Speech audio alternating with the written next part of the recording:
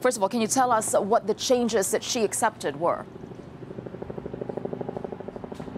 Good morning, Tessa. Well, these are some quite technical changes to the Prime Minister's so-called Chequers plans.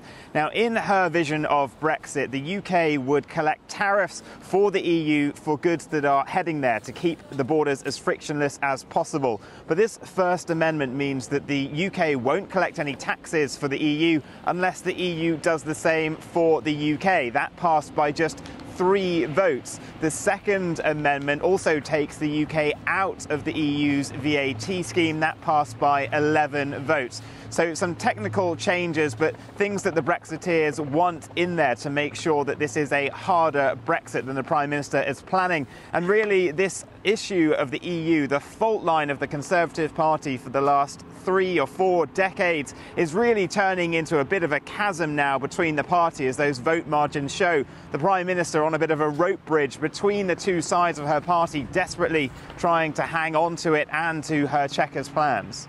Yeah, indeed. So those hardline Brexiteers must be happy, but of course there are some who aren't. Where does this leave the government now?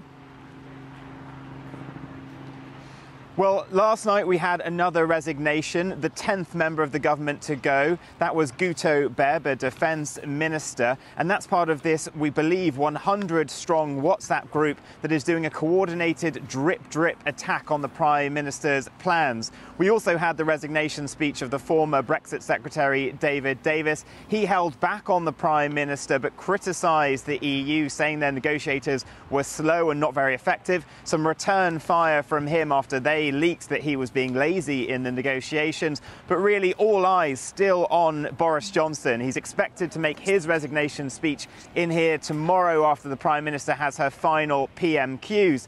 Now, the Prime Minister, really, number 10, quite beleaguered at the moment. They're trying to bring the end of the parliamentary term forward from next week to Thursday. And on the Remain side, she's also still facing criticism there. After Justine Greening, the former Education Secretary, called for a second referendum yesterday, the Prime Minister's spokesperson said no way on that one. Well, they said that before about a snap election, but then the Prime Minister went on holiday walking in Wales and decided to call one. She's got a holiday planned, we think, in the summer again in Switzerland, so who knows what she'll come up with over the summer break.